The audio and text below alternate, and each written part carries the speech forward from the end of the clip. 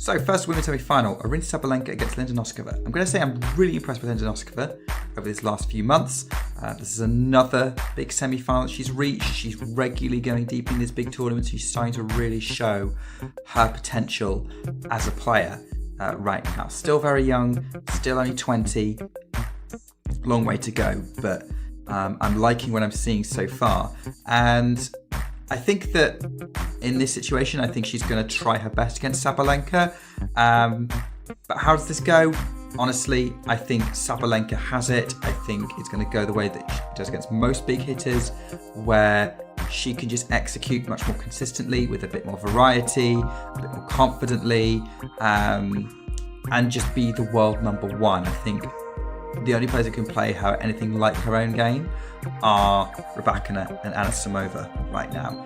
We'll see what happens in the future, but right now I think that whilst Noskova could give it a good go, I don't see her beating Sabalenka right now. Sabalenka looking very, very good in Indian Wells, and she is my pick to win this first semi-final and get to yet another Indian Wells final. Can she finally win it?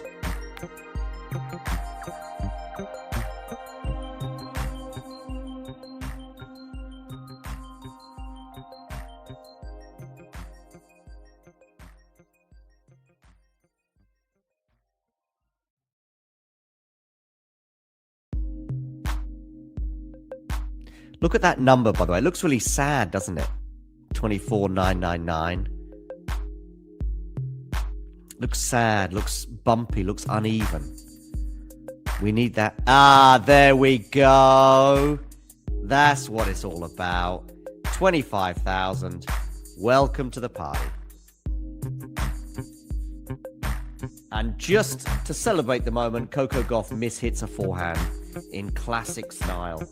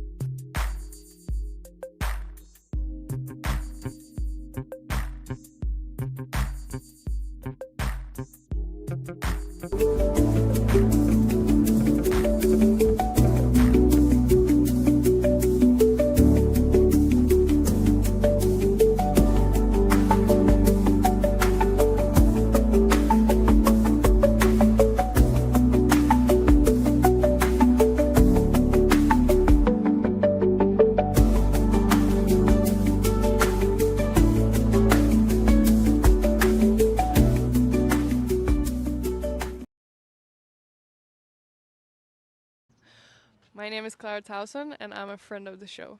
Boom. I am Francisca George, and I'm a friend of the show. Perfect. Hi, my name is Susan Leemans, and I'm a friend of the show. Boom. Yeah. My name is Zainab Sammaz, and I'm a friend of the show. Boom. Hey guys, my name is Sasha Vickery, and I'm a friend of the show. Boom. Hi, my name is Lloyd Harris, and I'm a friend of the show. Perfect. Hi, my name is Jan Faria, and I'm a friend of the show. Boom. Yes. Take one. Well done. Hi, my name is Jasmine Paolini, and I'm a friend of the show. Wow, Jasmine, you got it in one time. Ready? Play.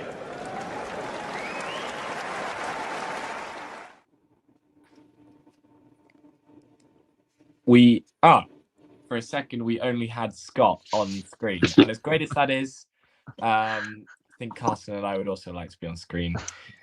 Hello, welcome wherever. Good afternoon, good evening, good morning to everyone watching. It's time for some Indian Wells semi-finals. I'm joined by Scott and Carson. How are we doing, guys? Doing great. Really excited for some tennis tonight. See, same. Tired. I'm tired. I'm tired. So tired. But you know what? It's worth it. It's worth it for the tennis, isn't it? It's worth it for the tennis. It's okay because this is like the last tournament of the and for like a good 5 months where things are bad for us. Yes, correct. And then we'll be able to slightly recover. Yeah, everything kind of levels out. Miami usually isn't too bad. Miami's okay. Miami's more acceptable. Carson, what do you think about this matchup? I think this will be pretty fun. A couple of big power hitters. Not expecting a ton of long rallies in this one, but I think both of them are going to play well tonight. Hopefully they play well. What are your thoughts on Sabalenka's form this tournament, Scott? Yeah, I mean she's looked good. She's looked good, right? She has looked good. She's been in really good rhythm from what I've seen. I can't really see. I think I have a feeling this is going to be straight sets. Is that unfair? Is that an unfair prediction? I don't know. No, I don't think so. I think it might be straight. Something like a 6-4, 6-4 would probably be about right for me. I think Noskova hasn't fully asserted herself in my brain as someone that can really challenge Sabalenka in these conditions. So that's just my thoughts. As Sabalenka's obviously on the board, as you can see, love won. Can we briefly talk, like, because I saw a little bit of it, because obviously quite a bit has been made, obviously, of Sabalenka's engagement, right? And am I right? Am I right in reading, like, she is actually playing these matches with that giant engagement ring on her finger? Like, I heard that. I think that's unbelievable. Do you know? Like, I think that's like, I as somebody who heard that, plays like a but- very low level of tennis myself, like play like club league level tennis. If I had anything like wrapped around my finger like metal, I would be so annoyed by it. Do you not think? Like, I was just like, and for somebody who's obviously a professional who does it every day, like, would that not like throw you off a little bit or something? I don't know. I mean, obviously not for her, right? But obviously she's fine. But Would it not like feel really weird? You play for, well, I mean, Sabalenka's been playing for, you know, probably all her life, yeah, like with nothing on her finger, and then, you know, suddenly you're happy to just shove a massive diamond on it and just play like nothing's happening. yeah, exactly. Yeah, I mean, obviously she's not bothered at all, right? Obviously she's totally fine. But And we are joined by Isabel. Wow, Hello. this is a very full stream. yeah, this is like most people have seen on one of Yeah, our streams. It's like an absolute party here. I don't remember the last time I had 4 people on a stream. How are you doing, Isabel? I'm very warm. It's very hot here. We're warm. We're all tired. This is Yeah. good. You're in California, aren't you? Yes, I'm only 2 Yes. hours away from Indian Wells. Yeah. Noskova looks to get on the board. Two points for 1-1. What do you think about this matchup as well? I really don't think it's going to be much trouble for Sabalenka. Yes. I think we're going towards a Swiatek's. Oh no, Swiatek. Wow, that's bad. That is Sabalenka is Raducanu final. Sorry, Yeah. Swiatek obviously went out yesterday, throwing a towel around. Shall we, as they're changing sides here, shall we briefly talk about Swiatek and like how are you guys all like kind of feeling about her form? Like, there's been a little bit of chit chat about her not managing to beat any like top 10 opponents in like for like 10 in a row. No, not 10 in a row, 5 in a row, right? 5 in a row, I I think. think so.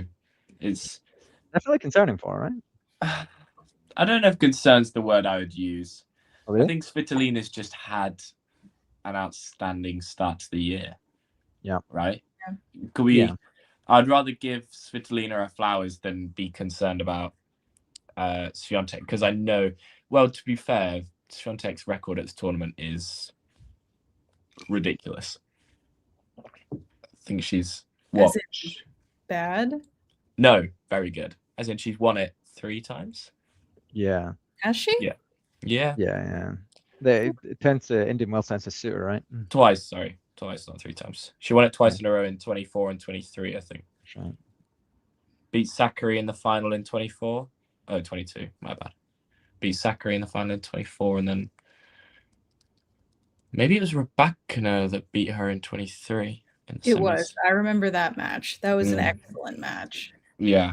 I don't know. I've just seen like some people like thinking like, you know, she's been ball bashing a bit too much, just trying to like hit with too much pace, too much power. I don't know about that though. Like, I was watching her match yesterday, and I like just seemed that like she was a little bit off, and I felt like, you know, when she was like dominating like in her prime, like, and she like barely lost a match, right? Like, you felt like the inevitable, like she was inevitably going to win the match, and like there wasn't like, I never felt like there wasn't that sense that she would win the match. It's just that she didn't win the match. So it's like, it's not like for me that she's lost like this whole aura and it's totally all gone yet.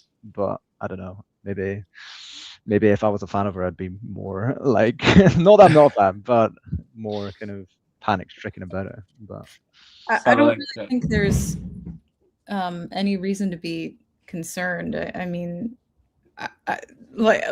she, let's not forget, she won Wimbledon this past year. Like, she won a slam in 2025. Like, I don't think we really have to be concerned. I think the conditions of Indian Wells affect everybody kind of differently.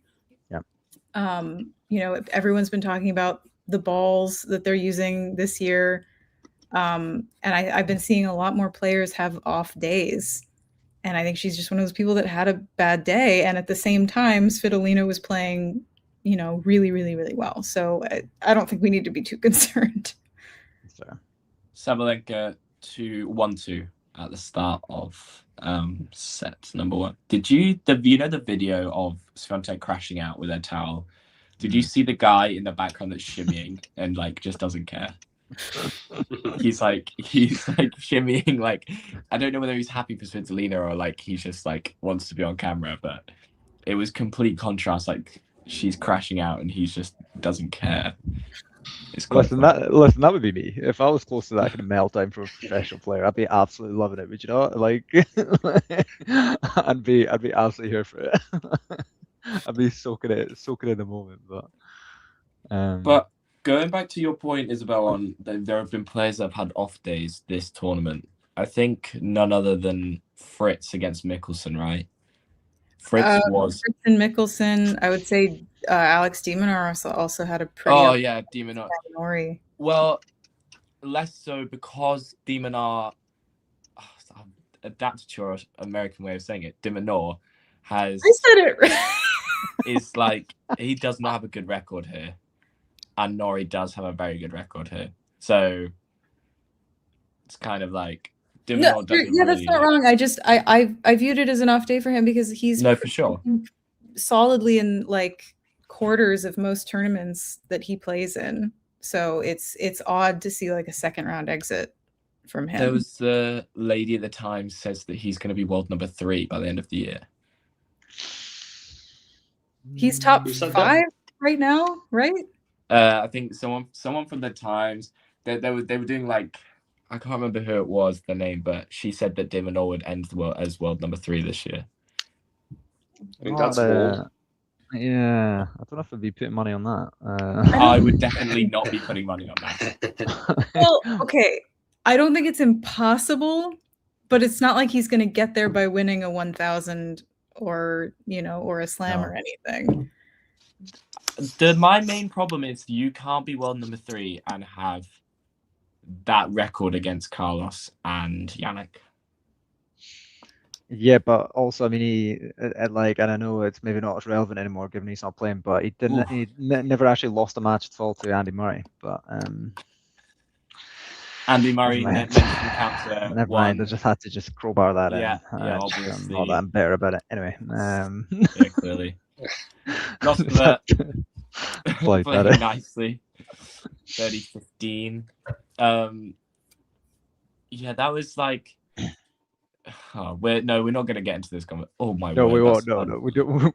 We don't need to go down the Andy Murray route. Don't worry. No, that's an unbelievable return from Sabalenka.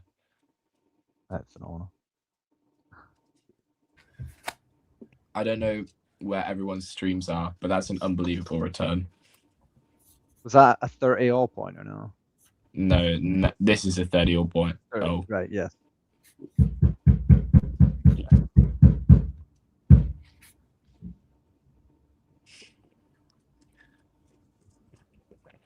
If Noskova can stick around, it wouldn't surprise me if like the first set's like a tiebreak and then it's like 6-1 in the second, something like that. And Sabalenka's not losing tiebreaks these days. No. In the slightest. How many did she lose last year? 1? Has she not won like? Has she not like out of the last? I think she's. No, because she 9-2 9-2 record or something. All right. Yeah, because she lost that one to Raducanu in WTA finals, and then I'm pretty sure she lost one to Pegula in Wuhan. That could be right. I think. So this is breakpoint opportunity right here. Are we all on that yep. still? Yep. Yep.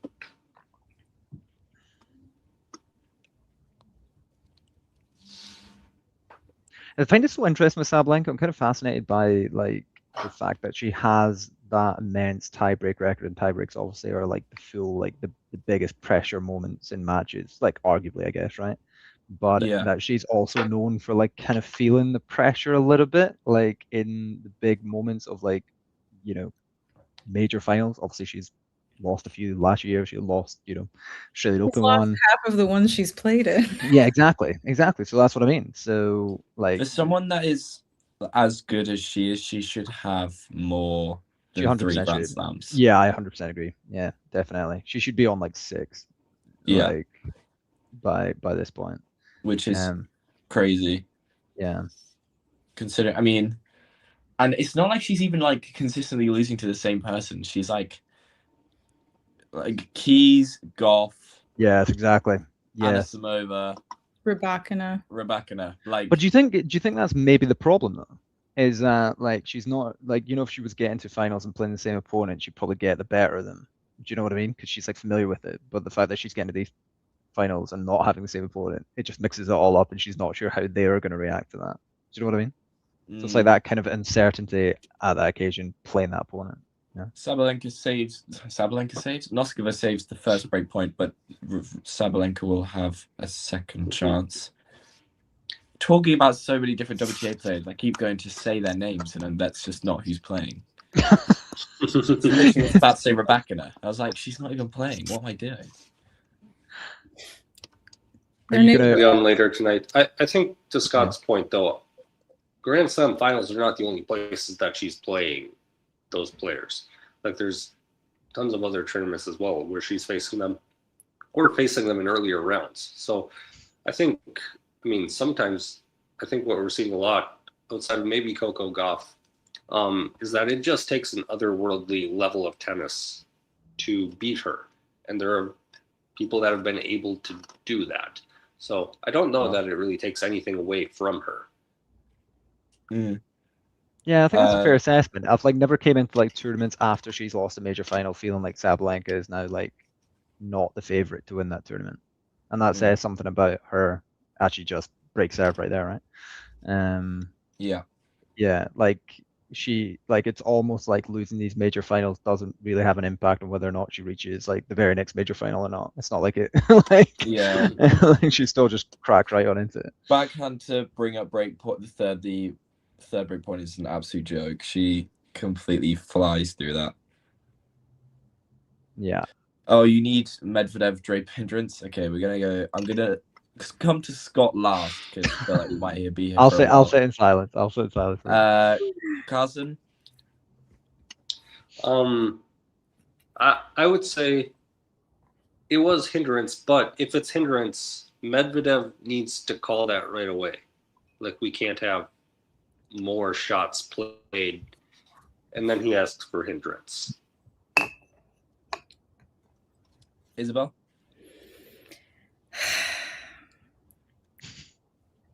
That's a big sign. It was barely hindrance, I'll say. And look, I'm not defending either one of them, but I will say, to me, that was barely crossing into hindrance territory. But if you want to call it on a technicality, sure, it was hindrance. Medvedev, complete asshole move to then play 3 shots and then be like, actually, I was distracted. That's ridiculous. So no, I think Medi was kind of in the wrong, and he was going to win that match either way. Scott? Yeah, I would more or less agree, to be honest. As somebody who doesn't really have a stake in this match, I wasn't I'd probably say I'm probably more a Medvedev fan than I am a Draper fan. But Draper has got my respect a lot. Fair play to him. And he's a good player to watch. But yeah, so as somebody who was, I suppose, maybe a neutral in it, I did obviously just love the drama of the moment. I'm absolutely here for it, and I do think that these kind of hindrance challenges are the worst. They're almost designed specifically to get this sort of discourse going, because obviously you're gonna have 2 players disagreeing. If one's I wasn't distracting you on purpose, and the other one's gonna be well, yeah, you were. So that's just a hotbed for that kind of thing. But yeah, in this specific situation, yeah, for sure. Medvedev even knew, he was at the end, he was I felt bad about it. It's right, okay, if you feel bad about it, then obviously do you know what I mean? Yeah, he hit 2 clean shots. Yeah. Before being he was getting booed so bad after he won. and then he apologized to the crowd. He literally was like waving his racket and said like sorry. Yeah. Like, but I don't actually think it's Medvedev's fault, right? It's it was he blamed, like, they both kind of said like the umpire just made a bad call. But what do we think of Henry's comment about what against Auger-Aliassime in yeah, but the double Cincinnati in bounce 24? Yeah. Oh, also against Draper, right? Yeah. Sabalenka holds for 4-1, by the way. Yeah, Sabalenka's I flying. don't think what happened in yesterday's match was Draper trying to skate out of anything, you know, like if you watched it in slow-mo, he really I think he thought that there was an out call coming.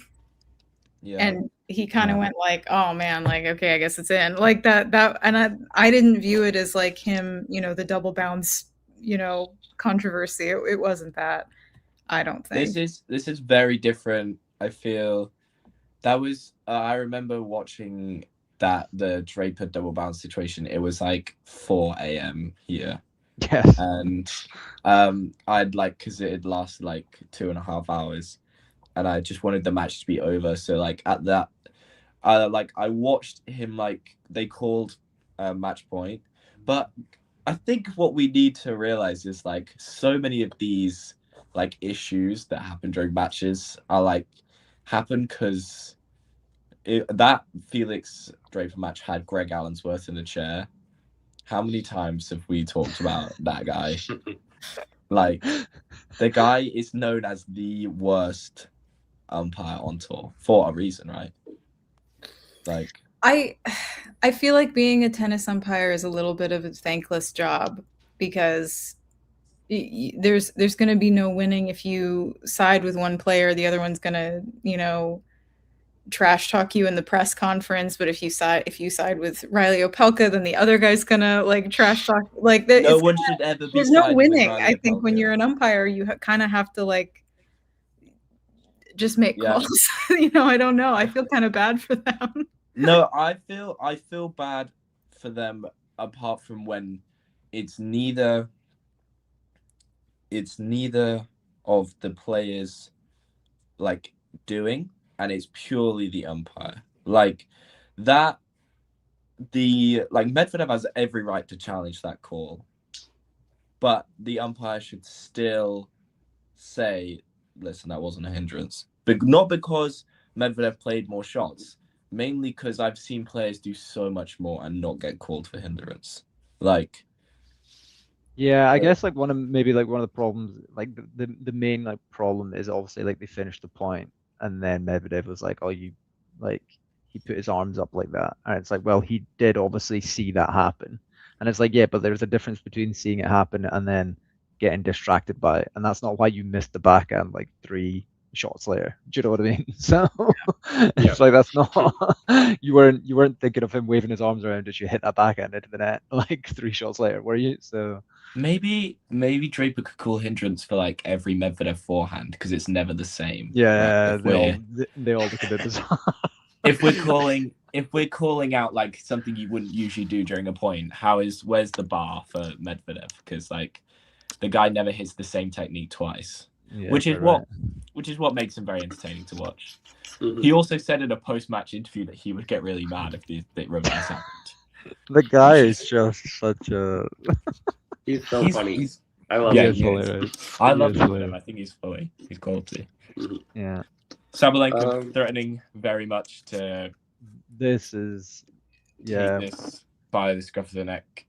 This is one-way traffic here, to be honest. I would be very surprised if it like even slightly changed in trajectory. I think maybe the only thing is if Sabalenka has a showing of nerves, but I don't think that that's likely against Noskova as well as Noskova's tournament is going. But admittedly, I don't even really watch her matches anymore.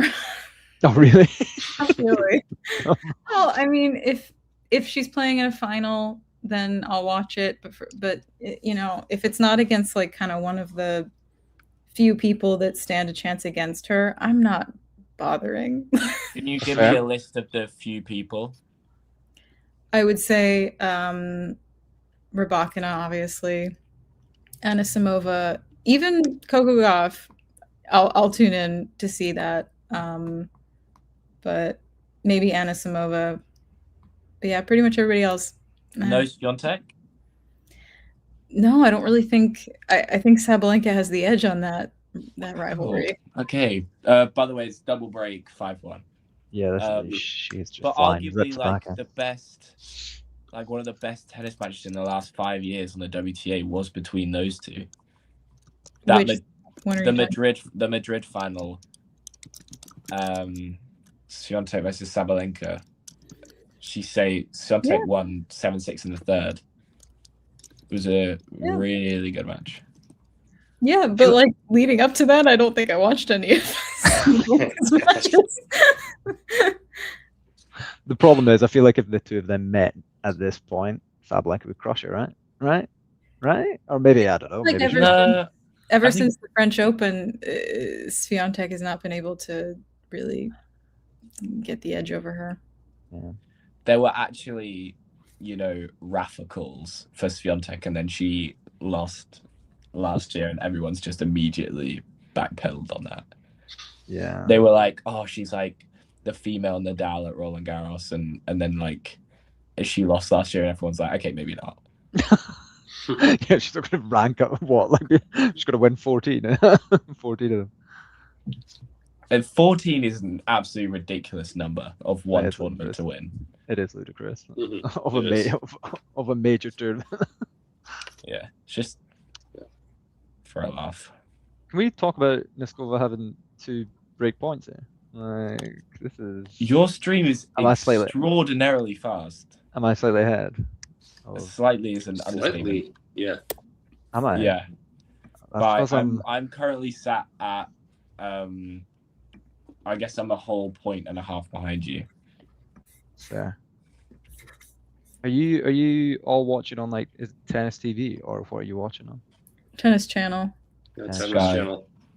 Sky Tennis Channel. I'm watching on a very legal stream. Very legal. I'm sure. I'm sure. Yeah, very legal. It's ahead of. Yeah, it's like Damien would always do that. Damien's stream would be like lightning fast, and because he's got it on some illegal Polish network. On his entirely legal Polish network. Yeah. And it's like he's never watching it on like a standard like streaming service. It's always some fully respect it. But she's oh sorry, I'm not gonna I'll let you all catch up. But... I'm at 30-40. Oh, yeah, excuse me. Break back. Oh, yeah. Are you all at that point? Yeah, we're there. Yeah, I'm literally about to watch this point. Yeah, John, I don't really know what this question about Sinner Shelton is. Yeah, is this from the AO or do you mean Sinner TN? When this came up, I was so confused. I was like, "What is the producer talking about?" You're gonna have to. Shelton lost in the third round. Mm-hmm. Yeah, looking very unwell. Yeah, Shelton did look very unwell.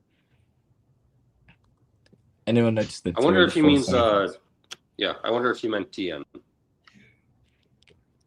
I watched the Sinner TN match for about 5 minutes, and it looked pretty.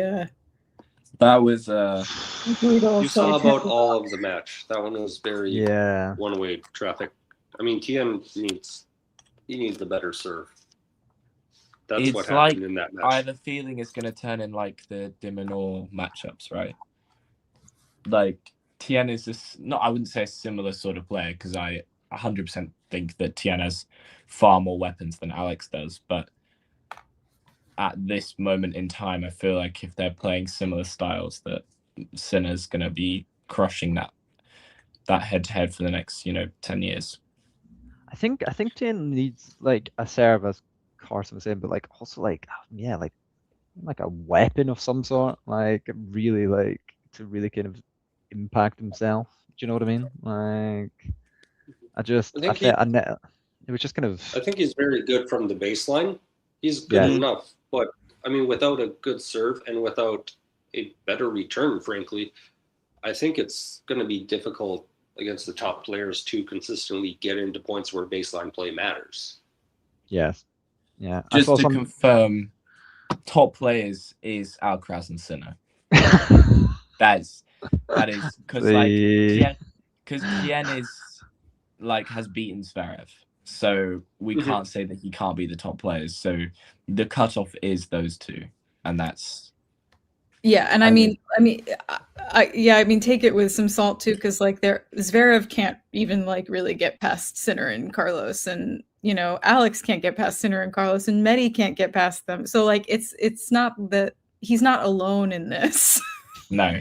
I'm curious though, because there's so much. I mean, you guys have probably seen it. There's so much debate online about Fonseca versus Tien.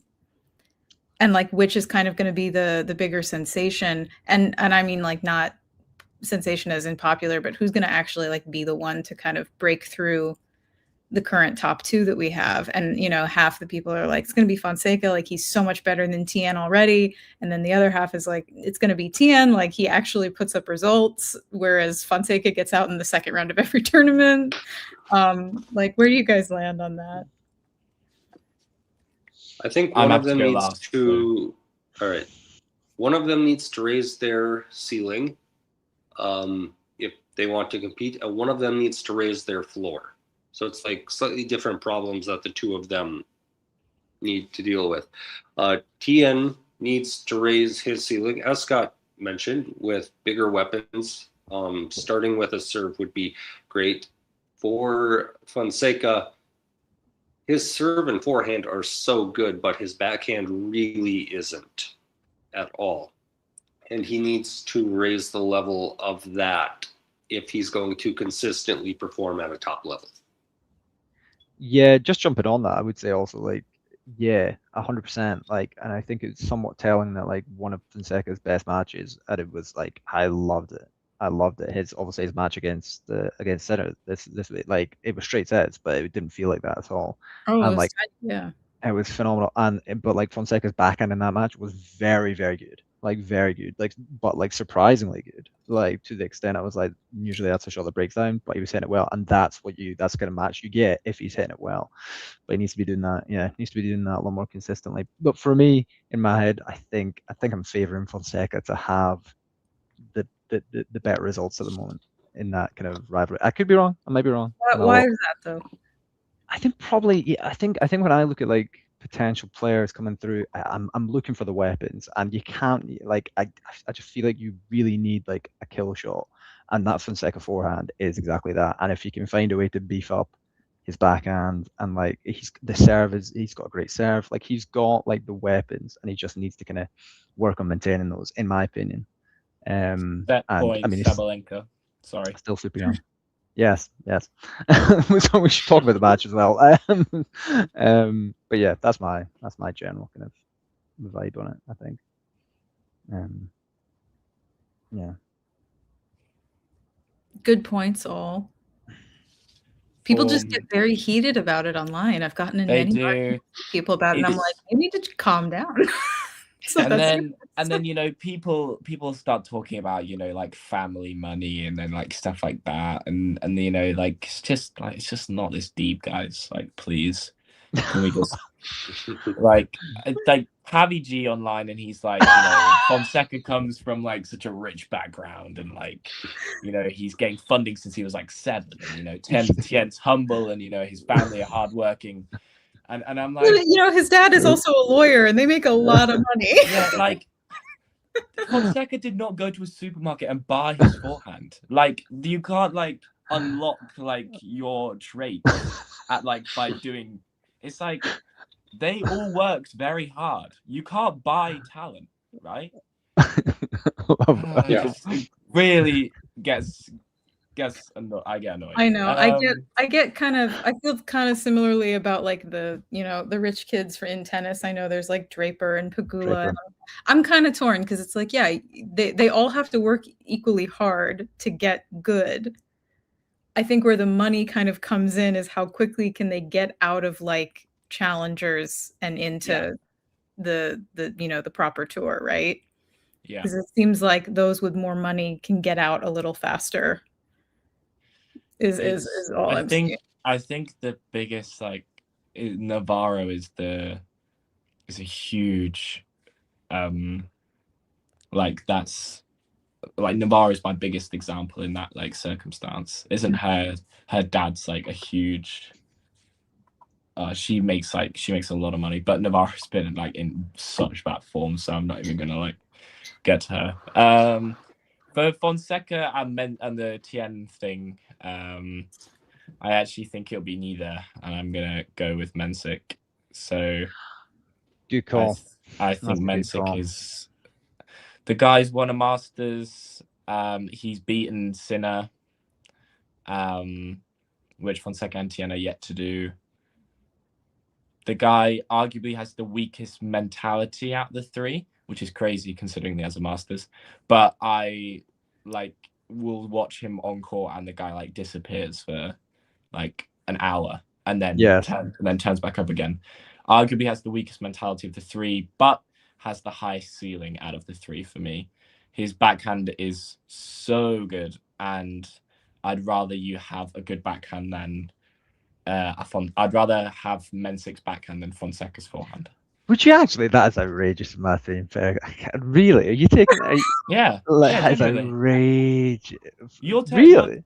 Just purely because if I'm standing there trying to hit an approach and I genuinely am torn on which way to go instead of backhand or forehand, I'd rather feel that comfortable that I know if someone came to my backhand that I could pass them like that. I don't know if I can kick Curly on that. I just if somebody was like, you can have one of these two tennis shots, you're taking that backhand over. I would probably take the backhand too. Yeah. Right. Okay.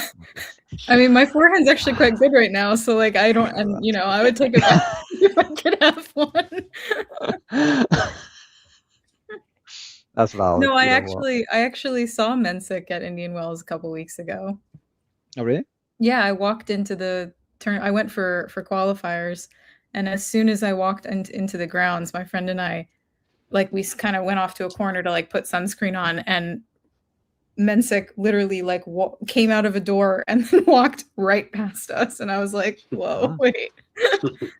By the way, I'd like to clarify: by no means does Mensik have a bad forehand. Like, why? I don't think he does. Why are we assuming that Mensik's forehand is just dog? Because it's not. Because you can't say a statement about one thing without clarifying the other thing. Yeah, sorry. You need to do that. You need to do that, man. If you say something good about Federer, you are automatically saying something bad about Djokovic. That's how the tennis world works. Honestly, it's trying to navigate Twitter without offending someone. You're like, I'm like, okay, I'm sorry. Everyone can't win. That's true. I just briefly, obviously on the match, you guys will probably be a few points behind, but I do find it interesting that we said a few games ago that we didn't see the trajectory of this match changing at all whatsoever, and then immediately she got broken. Well, one of you said unless Aryna gets nervous, which I don't see happening. Well, I don't think she's got nervous here. I just think it's just been a little bit. She's just been a bit sloppy on it.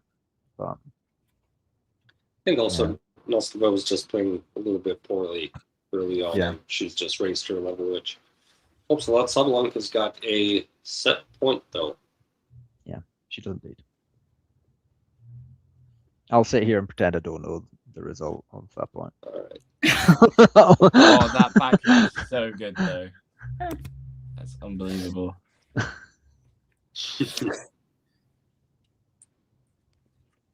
I think Sabalenka just got a little bit comfortable there, being a couple of breaks up. She knew that she didn't really need to just finish the set as easily as that, in my opinion.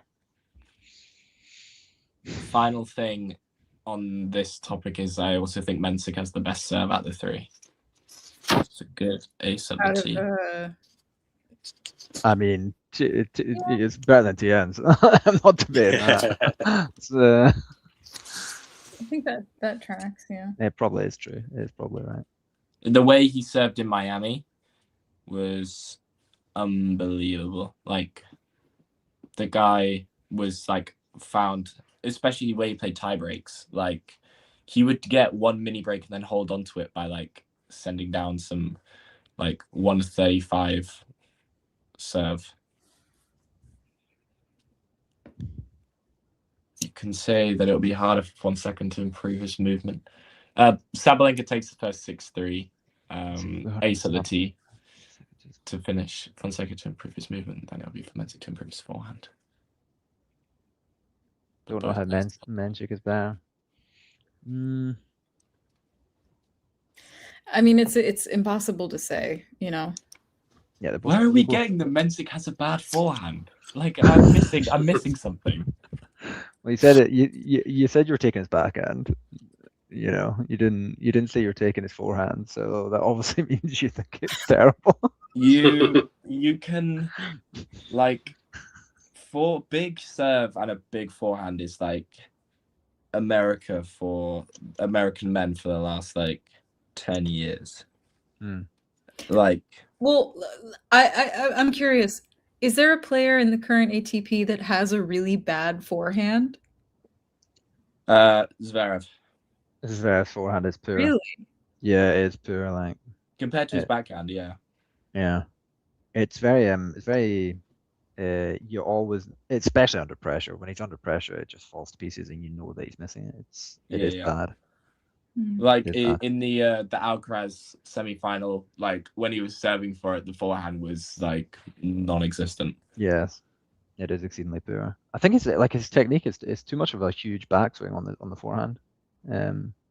Like his technique is just he's never really shortened it enough to make it good. Thankfully for all of us.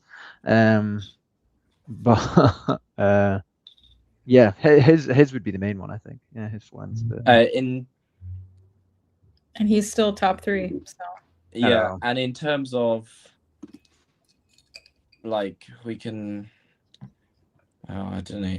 It's the Zverev's forehand's interesting, mainly because I've seen it be really good and I've seen it be like absolutely terrible. But the problem is that you, if you're 3 in the world, you cannot have a portion where it's terrible.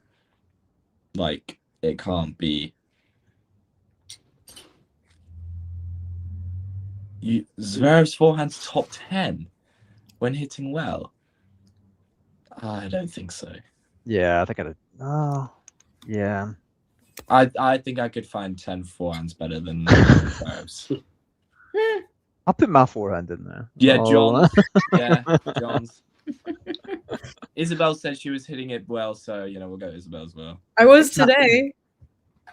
Yeah. Tennis Insight says it. Really? Oh, really? Okay. Is there like a list? Like I'd kind of be curious to read that list after actually. So yeah, drop the link in the comments and take a look. As it's 30 all in the first game of the second set here. Sorry, probably. Benno does have his also has a bad forehand. His backhand is his weapon.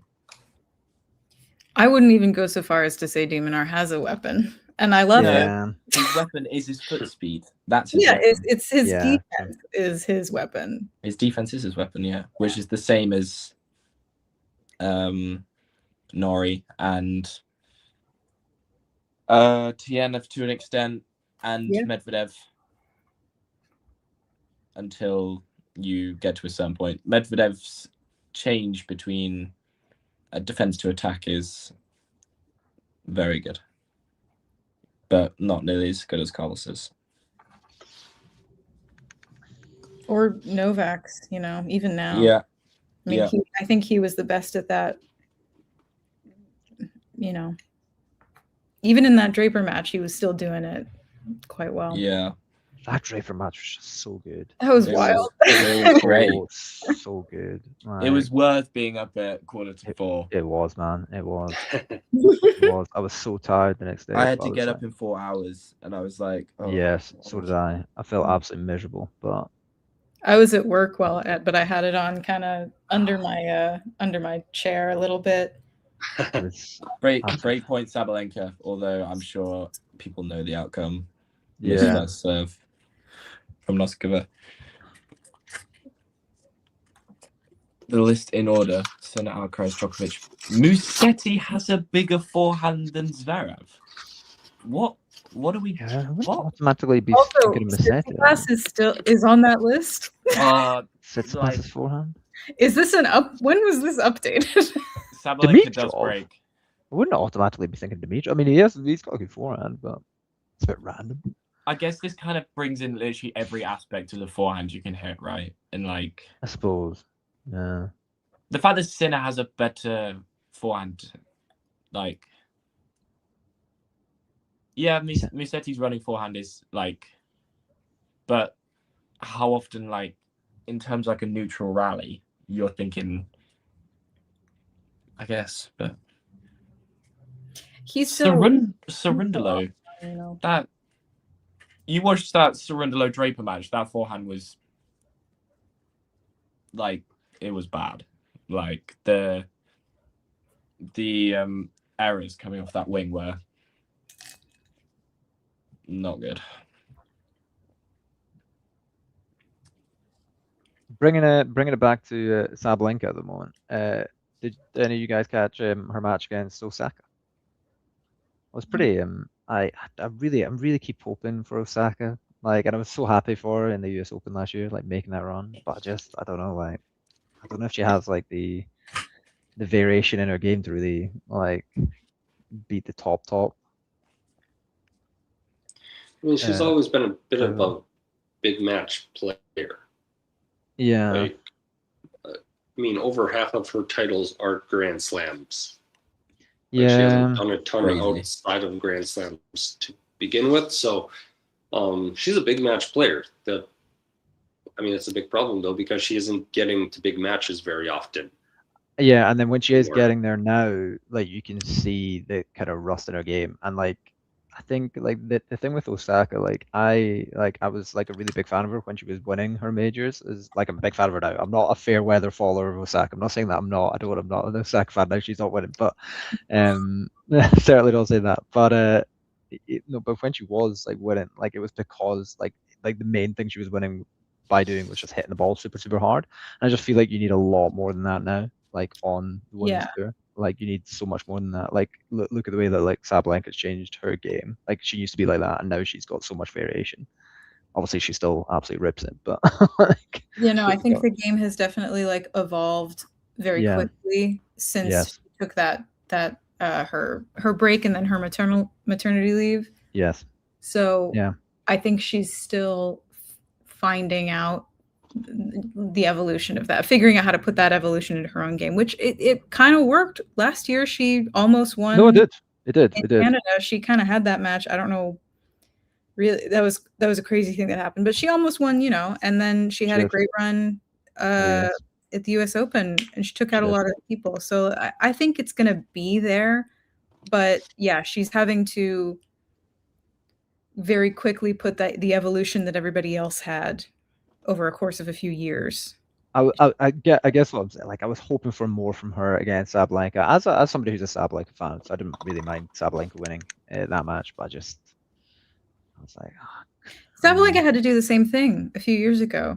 Yeah, true. Yeah. She was just a ball basher. Yeah, she was. Without a serve. So I mean, like 3 years ago, Sabalenka couldn't serve. Like, so she had to evolve her game as well, and it's doable. I mean, Coco's doing that transition right now. Yes. So very true. It's I wonder really fast, I think. I wonder how different her comeback would have been if Osaka had won that Swiatek match in Roland Garros. Oh my god, that match! We all sided that. I'm like throwing a grenade into a room and didn't she also have like a really heartbreaking match against Mukova in Australia or the US that same year? AO. Yeah, it was tricky. I think it was round 2 went 3 was. She's had a couple of matches where it's like, oh my god. Yeah. And Mukova's someone as well that, like, I don't know, Mukova's highly entertaining to watch, I think. I really like Carolina. But she just is injured all the time, unfortunately. Right, like, I'm well aware I'm like a minute or two ahead of you guys, but like, what, like, tell me when you get to the point and you'll know it. Like, why would you hit the ball back to her? Like, why would you hit it right at her? Like, just, you'll know what I mean when you get to it. But I just cue us in 2 minutes when yeah. it up. No, wait, you'll know. Yeah, You'll know. Right. I'm at That's a strange decision. Noskova has such an easy and she just Yeah. like, what are you doing? Like that down the line is so wide open there. It's right there. Yeah. Like sounds like it's just out of the middle of the court. All right. Never mind. I do wonder if you stopped, like, if there was a player that just stopped trying to play clever and just hit into the space every single time, how successful you would be if you played like space every single time without, wrong footing someone. The safest brand of tennis imaginable. Yeah, kind of. Like, without trying to outthink your opponent, you just hit into the space like every single time. Kind of what Sinner does. Like not a lot of variety. It's just that everything, you know exactly what he's going to do every time. He's just doing it executing it so perfectly. You can't. I guess so. Yeah. I tell you, who doesn't do that? Raducanu actually is. She is the queen of hitting it back in behind and then paying the price for it 2 seconds later. It's so painful to watch. How are we feeling about Raducanu at the moment? Oh, can we not talk about this? Because you brought her up. Yeah, I know, but I know. You're the one who you invited. I thought that's where you were going. That was not what I was trying to get at. I was just that was not what I was trying to bring up. I was okay, just fair enough. making that point.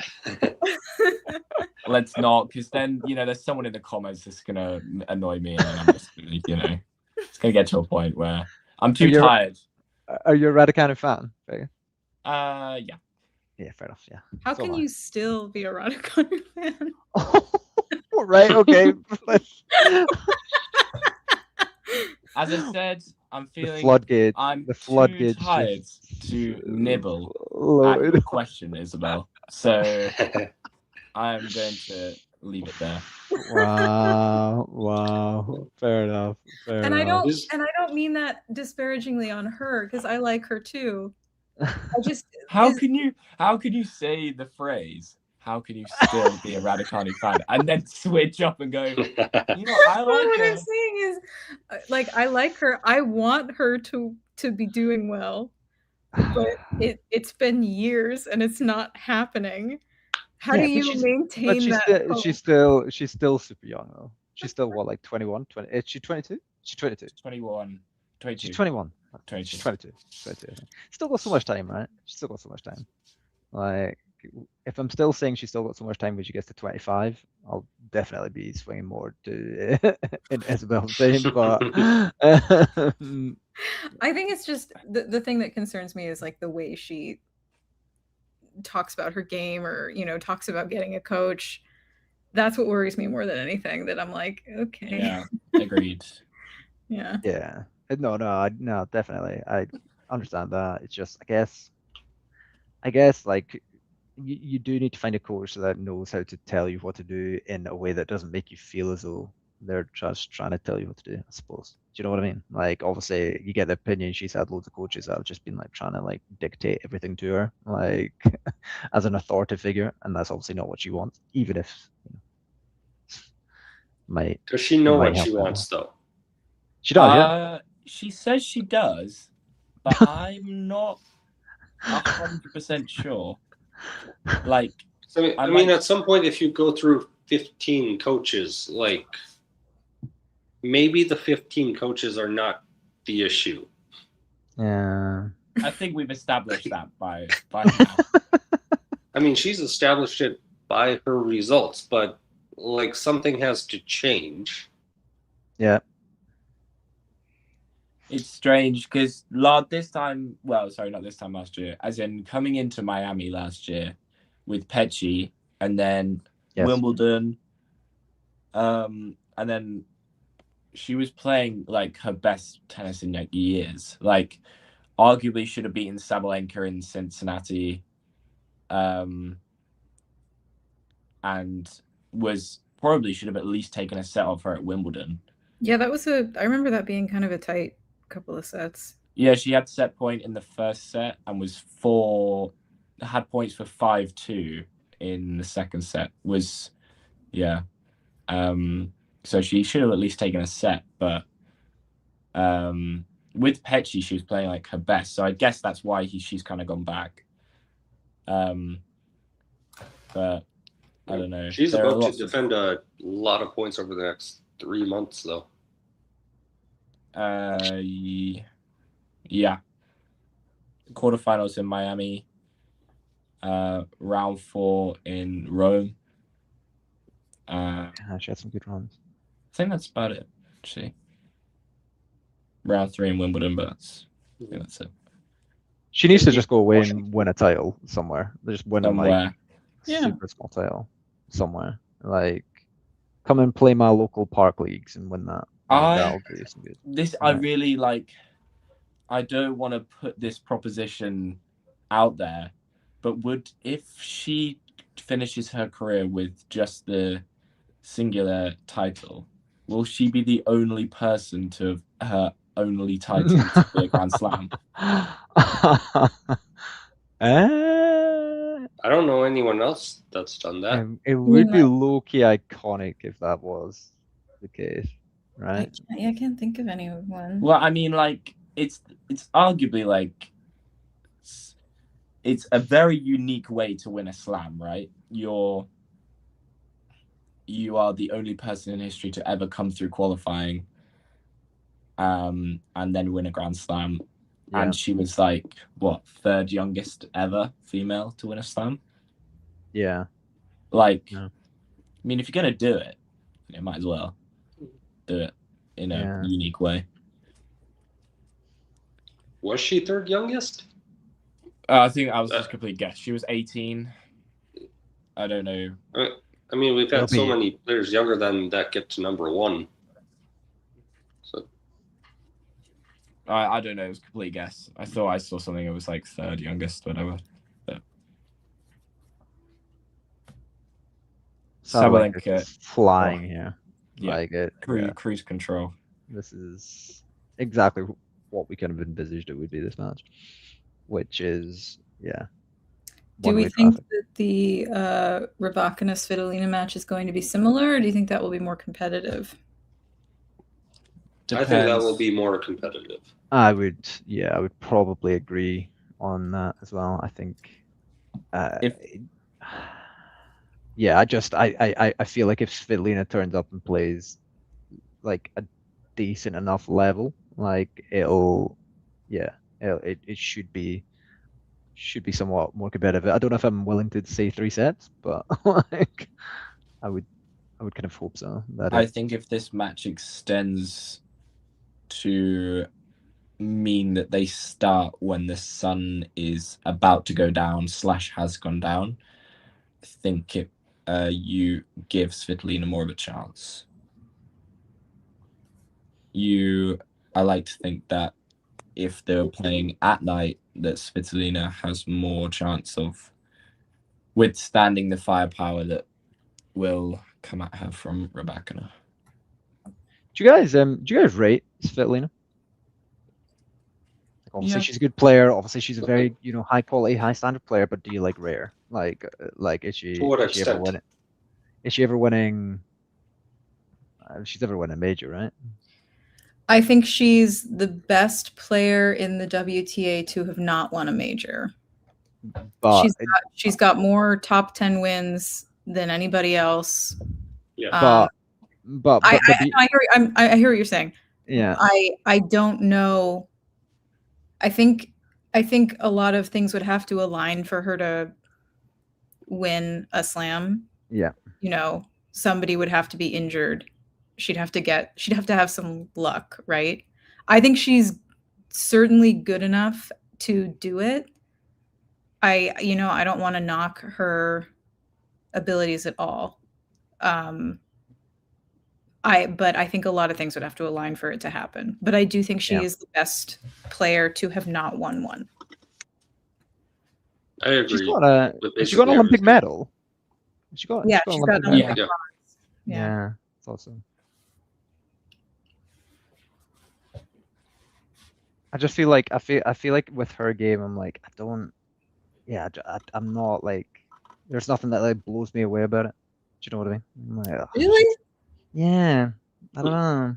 Is that not fair? Is that unfair? I don't Is know. that because you're just looking at Sabalenka and Yeah, then maybe. comparing? Yeah, maybe. The bar's Maybe. too high. This is what I actually think. Like, we've got to a point where everyone, like, I see people on Twitter all the time and they're like, oh, these guys are like, they're so bad. And I'm like, hold on, let's have some perspective. If you were 30 in the world at anything, Yeah, right, you'd be, yeah. you are for sure. like the best out there. There's no way you're coming on Twitter whilst you're sat at home watching them play and just calling them out for being dog, right? Yeah, it's like you're not even top 30 in the world at breathing. Yeah, Like- exactly. Like, what are we doing? Nick always says we have very little right to criticize, like, and give proper criticism on players. And it's true because we're just sat here watching on a TV screen when I guarantee you it would take a very long time for us to win a point versus a pro if they were playing like full out. So I can't even win a point in the women's league that I'm in. I rest my case. Down at my local courts. Trying to compete. He's got more bike in the background. Yeah, who's revving a motorbike in their room? It's in my neighborhood, yeah. Fergus is the 30th best in the world at something.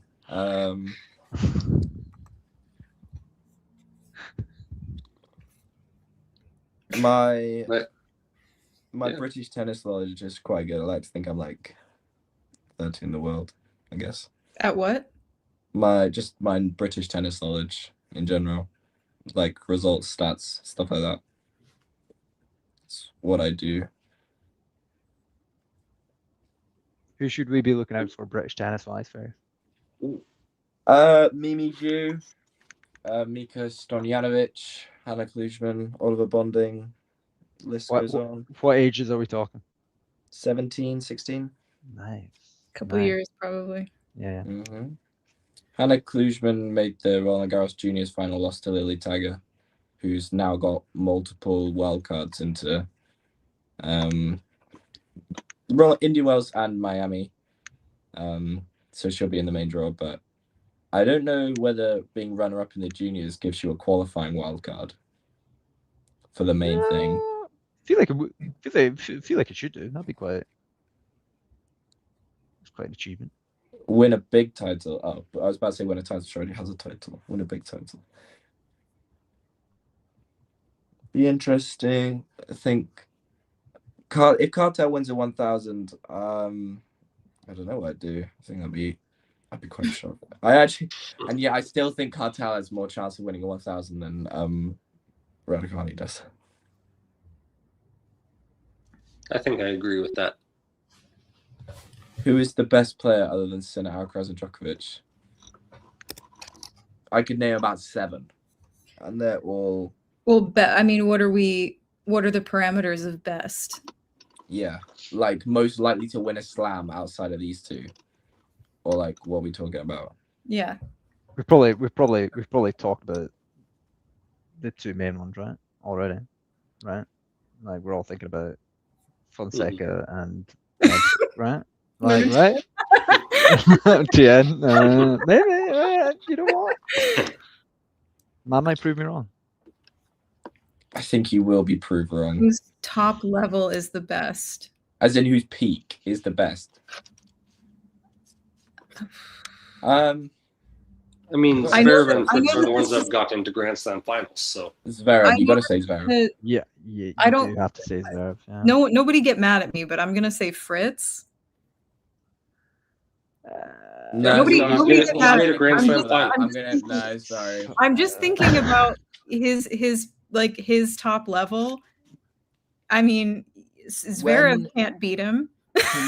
No, that's for a completely different reason. Fritz owns Zverev, full stop, right? Mm-hmm. Like that's a completely different scenario. Yeah, I'm just thinking of top 5 players who Fritz comes to mind for me. you know, I don't know who else. The 4 that I think of outside Fonseca and Tien, because they're still very young and they're still developing their games. Musetti, Draper, Shelton, and Feast are my 4. Do you think Musetti's the next one-handed backhand player to win a major? He's like the only one-handed backhand player currently. Like, doing well. No, Dimitrov's obviously going to win a slam. Let's be serious. Or even Kovacevic. That's a joke. Kovacevic's backhand return needs a lot of work, and that's putting it Well, nicely. actually, I mean, who's gotten closer to winning a Grand Slam? Dimitrov, Musetti, or Tsitsipas? Tsitsipas. Oh that is true. Yeah, Tsitsipas with arguably the worst backhand of the worst one-handed backhand, and like his one-hander is just criminally bad.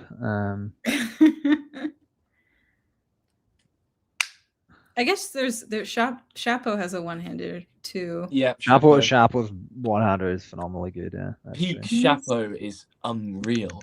It is. Love He is good. Yeah, he is good. As Noskova holds for 3-2, sorry. You know, I'm also thinking. I thought of someone else, top level at their peak, who's one of the best. I might put Felix on there. That's fair. Okay. Yeah. I have one. My main issue with Felix is that he is very one-dimensional. Did you think so? In what way? Yeah. In that I could probably predict exactly what he's going to do next on a tennis court. Do you reckon? But yeah, which is similar to Sinner, but Sinner just does it a lot better. Like, sure. I think you're being eluded by his indoor form. We're still earlier in the season that everyone's thinking about indoor form? Sinners? No, Felix's. Felix. Yeah. I'm not even thinking about Felix like current state. I'm thinking about him a couple of years ago when he was 5 in the world. Like 2023 when he was like top 5. Like he won a lot on grass, I think, that year. He was leading the ace count. He had like the best serve in the ATP. Like that was a few years ago, you know, but when he's I mean, sure, there's probably some predictability to his game. I don't watch him enough to speak to that, but I won't argue it. But I mean, I think he's very difficult to beat when he's doing really well. I mean, even Sinner had trouble beating him at the US Open. Sure. No. Felix is for sure in and around the conversation. I just don't think I think we've seen Felix at his best.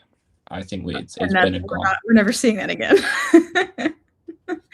I think there's a lot of players that we've seen the best of them, and we won't ever see, quite as good as we have.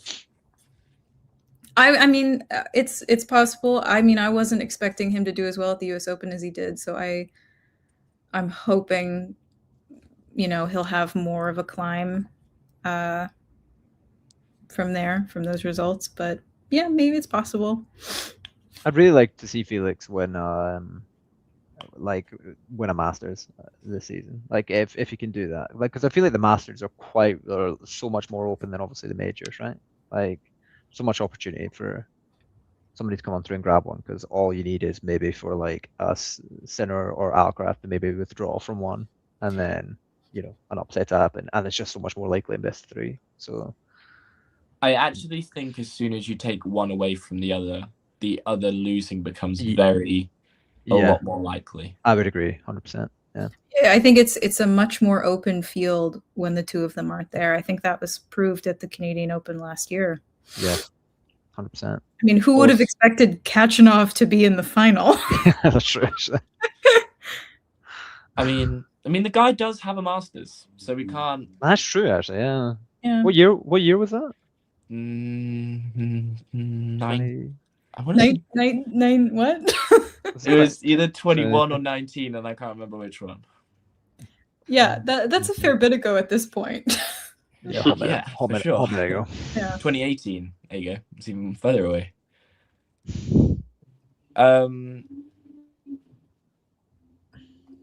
I'd say that Rublev is more likely to win a Masters this year than Felix is. Rublev?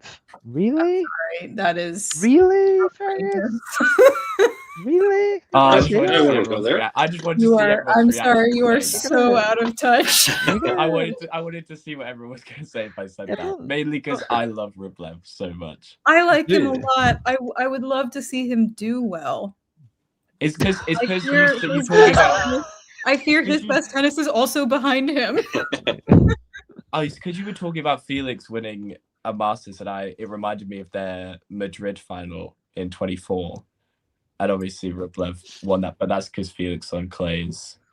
Also, Probably. like I kind of feel like Rublev fits that description of a player you can predict exactly where they're going to hit the ball more than Felix. Like, Well, where no, absolutely. where Rublev you is know literally exactly where he's the going. definition of one-dimensional. Yeah. 100%. Yeah. You know it's like exactly what you're getting. all the And time. It starts with a B, ends in a where. You know. All the time. All the time. Every single Literally. time. All Yeah. the moments. Although I was actually quite impressed with Rublev's level against Alcaraz in Doha. I thought he played quite well. Yeah.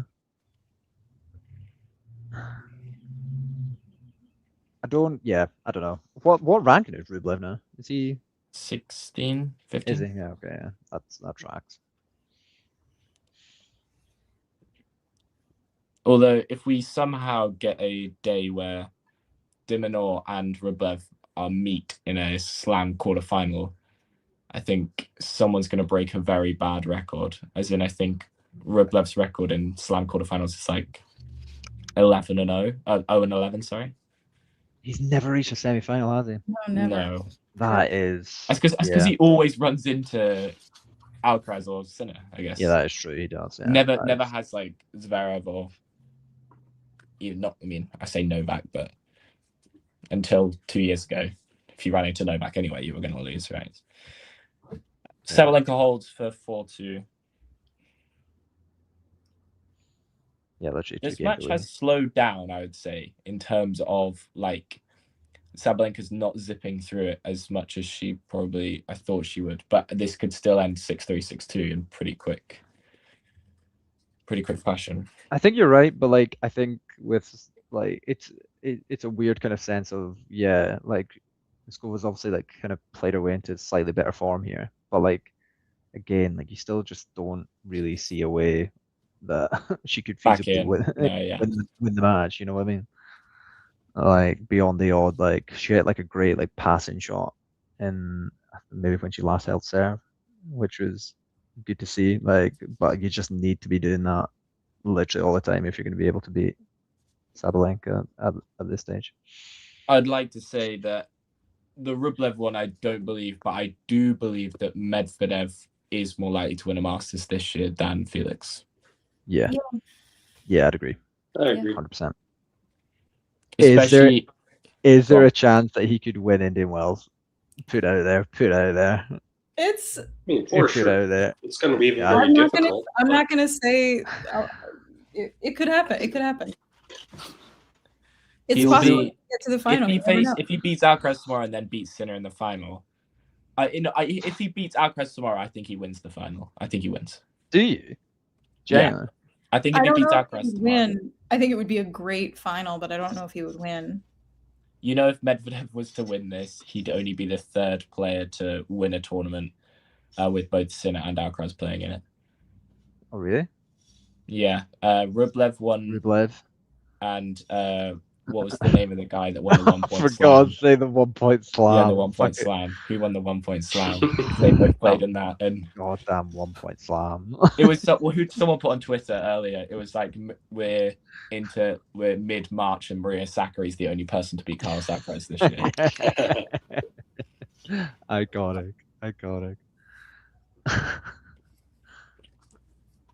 Yeah, I think one of the more annoying things about that Medvedev Draper match is like because of the way it ended and because of that controversy, it did take away from just obviously Draper was tired, but Medvedev actually just played so well in that He match. did, yeah. Like Took away so some of the well. shine of Medvedev's Yeah, performance for sure. Medvedev just did play phenomenally well, and if he can keep that up, it will be interesting tomorrow. I don't necessarily, I'm not going to go out on a limb and predict an upset, but you know, wouldn't you know? He's won every other Masters on hardcore, hasn't he? This would be complete in the collection. Should be cool to see. And then he hasn't won Madrid. He's won Rome, has won Madrid, Which or is Monte insane. Carlo. It's absolutely bizarre that he has a Masters on play, but that was such a strange final as well. It was so bizarre. Runa versus Medvedev for the title. Yeah, very weird. Great drop shot from Noskova, probably about a minute ago for Scott, but to put that out there. Between games, it gives you a close up of Sabalenka's giant engagement ring. I can't get my head around her playing with that on. Would you not just have the absolute fear that falls off? Or even breaks. Or breaks or something. But... I mean, I think they can afford a second one. Really? You've seen the size of that ring? Are we sure? Like, so, do you know how rich your boyfriend is? Like, yeah, that is true. I don't know who her His- boyfriend is. I'm very know so little about him, but I'm sure she could like pay him back, or like she could buy it and he would pay him back. It would not affect him very much at all. No, he's got a significant amount of money, doesn't he? Yeah. Why are we? Is anyone else getting this on their feed that they're showing that Raducanu's still in Indian Wells on the practice courts right now? Excuse me? No. Literally on my screen right now, it says practice courts and it's Raducanu, which I have no idea why, because the conditions between Indian Wells and Miami is so different that you'd want to. That's bizarre. Why is she still there? That is really bizarre. Surely this isn't live, or maybe it is, and I'm just getting trolled. I mean, I guess like Pecci is still there. Yeah. Doing yeah. TV, so. A good point, mind you. That's a good point. So I mean, I think because they only signed a contract for this like 2-week period. So if she's like just taking advantage of the full 2 weeks. Oh, okay, yeah, maybe with him. Like, true. It makes So more Pecci will be sense. in Miami anyway. So, Yeah, he's definitely going to Miami, isn't he? Yeah. Well, he will be, but I mean, he's here in Indian Wells through the end of this tournament. Yeah, true. So that's the only thing I can come up with. Yeah, that's fair. Who is gonna be? Let's say out the 9 Masters, how many non-Sin Alcaraz ones are we getting? How many winners non-Sin Alcaraz are we getting out of the 9 This year? this year? I'll go with 2. I'll go with 2. 2, yeah. I'll go 2. 2 Because seems they fair. probably will pull out of one 100%. in the summer. I don't know which one. I mean, They probably there's not a huge chance that they play Canada, right? they'll probably I think they will, since they skipped last year, but they'll probably pull out of Cincinnati then, maybe. I don't know if they win all the clay one, the 3 clay ones. Who said if he's playing well, he could probably win a clay one. You never know. I feel like Monte Carlo could be up for grabs. Yeah. Cincy especially. Going for number 4. Then, I mean, either Shanghai or Paris. It's not like a sure thing for either of them. Yeah. Like I the think 2 is unfortunate probably thing is, the right number. the unfortunate thing is right. Like if they both play Shanghai, and Basharov's ranking stays roughly where it is, he has a 2 in 8 chance that he has to play Sinner and Alcaraz in round 3, which is like tough if you're defending literally every single point you are holding on to right now is in that week and a half period. Did he not? He made it to the 3rd round here, doesn't he? I think he did. He's picking up bits. He and pieces. lost to Rude in round 2. Yeah. What's more, which is so good to see. That is like he's like keeping, like it wasn't. He's proving that it's not a fluke, right? The guy's playing unbelievably well, considering he was ranked 212 less than 6 months ago. Yeah, he did well at the U.S. Open, I think, didn't he? Yeah. I can't remember who his last match was. He's actually He's bizarrely about to. He's going to win the doubles title. Doubles, yeah. Yeah, He's doubles tomorrow, with yeah. Rindick Nash. Yeah. Which is. Oh, Scott, do you think it was a hindrance? That's a better question. Do you think it was a hindrance? The Rindick Nash doing this? Yeah, maybe. To be honest, like, yeah, probably. I would say so. Right? Would you not? Definitely. For me, that was like as clear And as it comes. Yeah, and did he not also like make fun of it when they went on court to celebrate their win? Because it's like hey. Which I did, you know, as a Djokovic fan, even I laughed at that. I was like, I have to appreciate it. As Pappy G was melting down about it on Twitter. All right, well, I have to go to work now, but it's been fun. Thanks, Isabel. See you all later. Yeah, see you soon. See ya. Enjoy work. Okay, so I don't know what you guys have on your screen, but at the moment it's 30-all. So potentially a chance, half a chance for Noskova. I'll tell you right now, there is a chance. There is a break point. Wow. Yeah, there is. Wow, here we go. I'll just add an amend and don't get excited, but yeah. Not to try and spoil the story. Well, not to try. Oh, you're really trying not to spoil it. Yeah, of course. Don't get super excited. Part of me thinks maybe I could pause the stream and then continue, but I don't want to risk it because I feel like it won't just break in my case laptop. it kicks you off illegal. Yeah, my legal stream.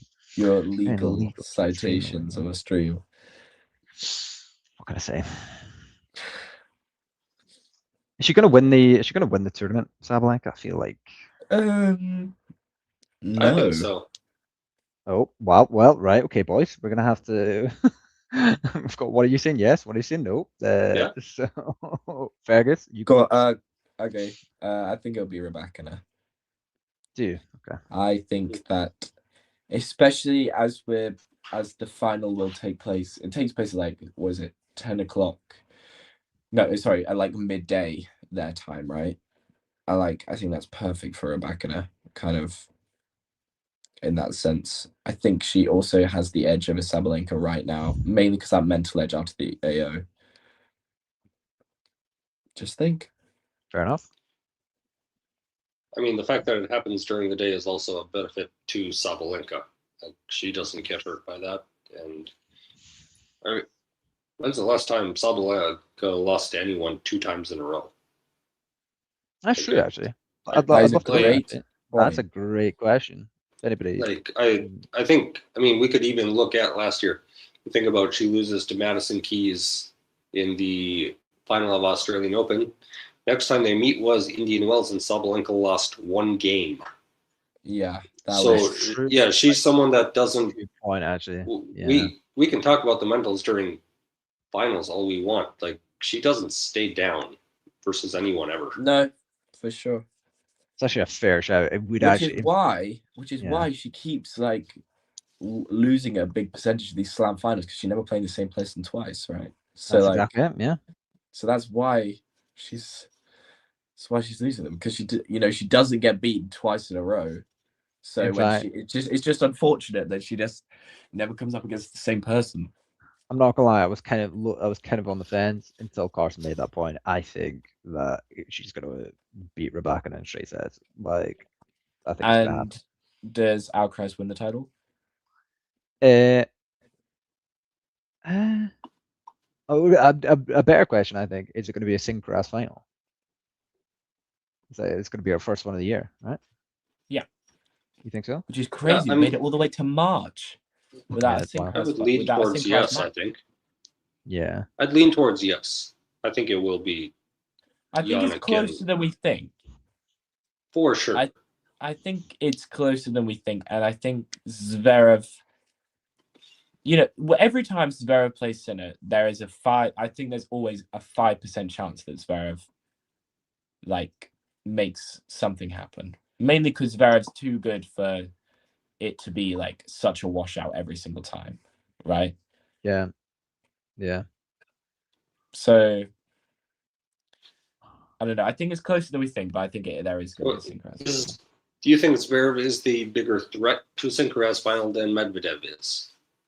I don't know. That's a good question. I think Medvedev was so. If you swap them, if you had Medvedev Sinner and Alcaraz Zverev, I think Medvedev's more likely to beat Sinner than he is to beat Alcaraz. Yes, I'd agree. Yeah. Yeah. Yeah, I think that's a fair point. Yeah. Mainly because they're just both botting from the baseline, and it's kind of interesting to like.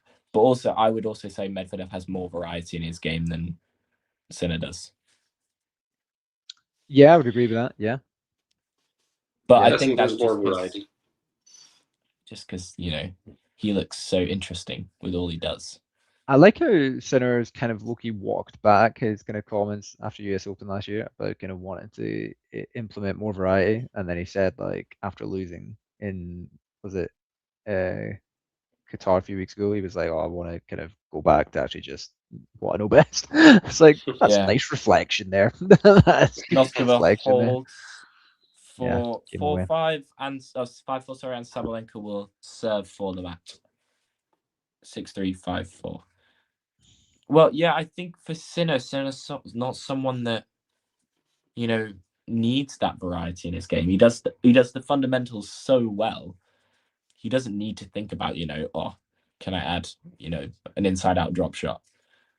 I think it was probably maybe overthinking like implementing variety like predominantly to try and beat Alcaraz more often, but like maybe just kind of weighing up the fact that you might lose more to Alcaraz than you might win against him, but just sticking with that game plan anyway and taking the rare wins and then beating everyone else might just be the payoff you have to accept if you're Sinner. Do you know what I mean? Like rather than I'm going to change my entire game, lose more against other players, but might somehow manage to kind of beat Alcaraz a couple more times. Like, is it really worth that? Probably not. Like, do you know what I mean? I think he is good enough that he doesn't need to worry about losing to other players very often. Yeah.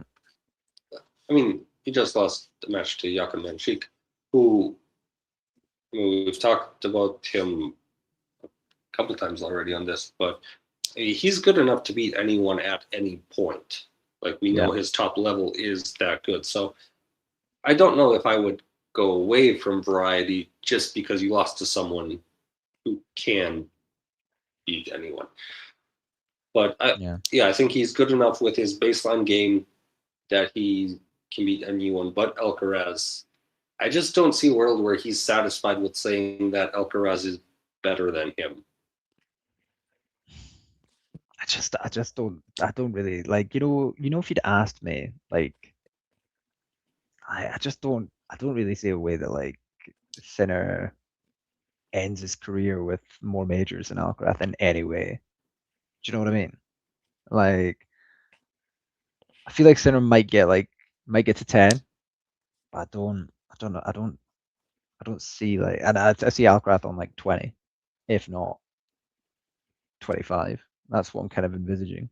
Yeah, maybe but you have to take into account you're saying that like there's going to be no one that comes in the next 5 or 10 years that can raise their level. I know. No matter like how dominant someone is, there's always exceptions. Prime examples like Cilic in US Open 2014. Like the guy was playing unreal, right? But he wins a slam. Even there's Wawrinka's an interesting case because the guy wins multiple slams. So, and it's similar with Murray, right? That he, they don't have as many slams as the other guys, but they have them because there are slams where it pans out for a certain person in those 2 weeks. Yeah. Oh, Ghosty decides to join us literally on match point. Well, that's not very helpful, is it? I respect it. Sabalenka has got match point here for a result that I think we were just kind of all inevitably waiting for, to be honest. Really? I think that sounds about right. Like, it's match pretty much, yeah. We'll just hang fire. I'll hold my breath for just a minute. Yeah, I'm just. Yeah. Okay, maybe not. You're that far behind. My Yeah. God. Right. Okay. Wow. What do you see the score as? It's 40-30. Yeah. Okay. Carson, where so are you're you not at? Where are terribly you? far behind. Yeah. Right. I mean, I just saw it, so you've probably seen it a few seconds ago. Yeah, for sure. We'll just hang fire for just a moment. I'm gonna guess 3, 2, 1. Sabalenka serves into Noskova's forehand and puts away the +1. Shakes the racket. Sabalenka gets it done 6-3, 6-4 to move into another Indian Wells final. Yeah, phenomenal performance from her. Carson, what are your thoughts? Very solid. Sabalenka played well today. Noskova just a little bit off of her game. But credit to Sabalenka. She played great. Everything about her game was working well, other than maybe a slight blip in the middle of the first set when she was already up a double break. Just played very solidly today. Yeah. I think that summarizes it right there, to be honest. I don't think that the match itself, like it's one of these matches where it wasn't like the best kind of tennis to watch, just because I think it was massively predictable. Like all of us knew how that match was kind of going to go. There was a little bit of a dip from Sabalenka, obviously, in the first set when she was, I think, 5-1 up, and then it ended up 5-3 first set, was it? Sorry, 6-3. So yeah, a little bit of obviously like maybe like focus there, but like when you're 5-1 up, you don't need to just. I mean, obviously, if you're Sabalenka, she'll be looking at it and being like, "How did I just manage to like stamp my authority all over it at 6-1 with a 6-1 result?" But yeah, aside from that, like the match was pretty much exactly what we thought it would be, I think. And yeah, if she carries on in that performance, it'll be very difficult for. You would assume Rebecca, but maybe it's Svitolina. Who knows? Who knows? And we're just going to quickly touch on the two men's semi-finals tomorrow before we wrap up. Sure. So, Alcaraz, Medvedev, Carson, quick thoughts. Medvedev's been playing so well over the last few weeks that I give him a little bit more of a chance than I maybe typically would against Alcaraz.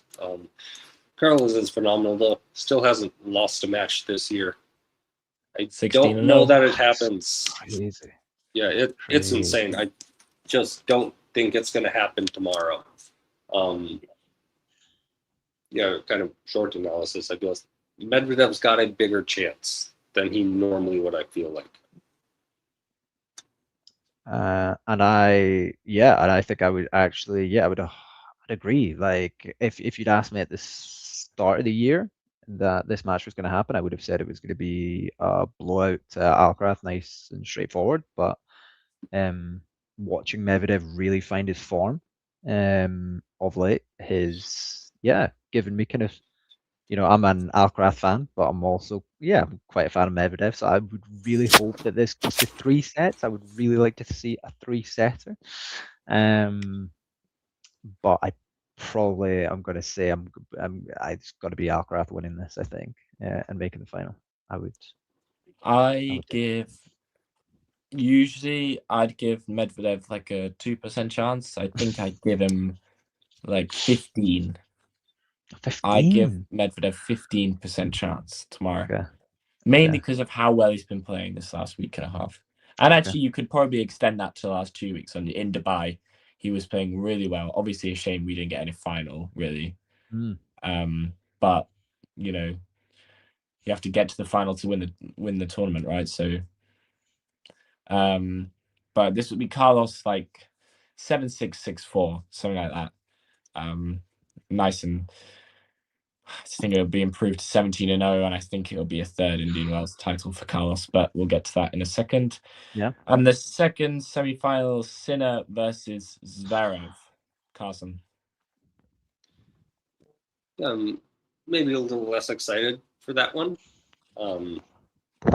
Just feels like that matchup has kind of turned one-sided recently, and a lot of Zverev's wins in this head-to-head 4-6 overall in favor of Sinner, but some of those wins for Zverev came early on in Jannik's career, so it's a little more one-sided.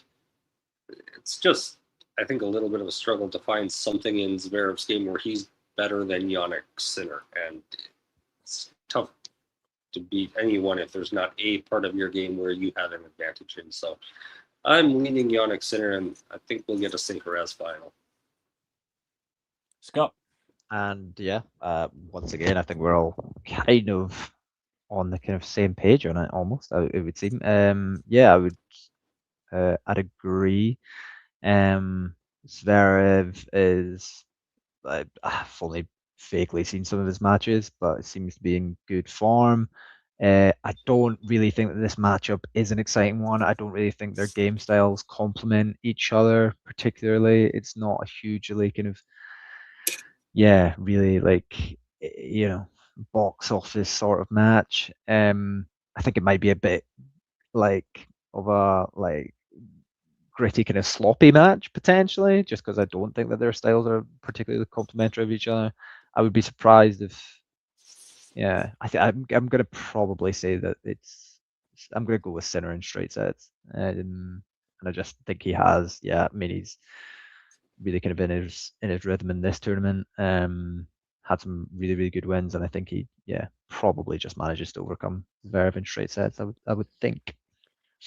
I think for me, like last time these two played and it was, entertaining, was the Vienna final.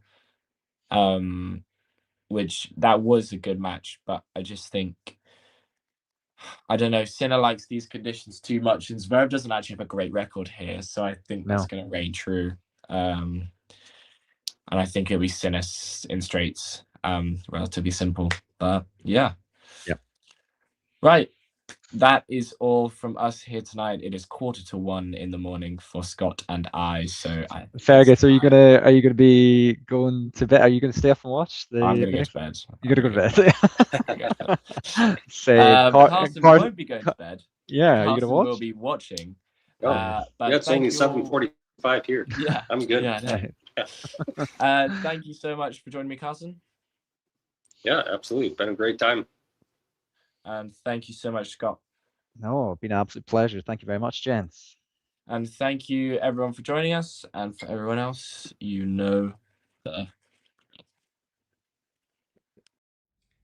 If you enjoyed this video, make sure you hit that like button.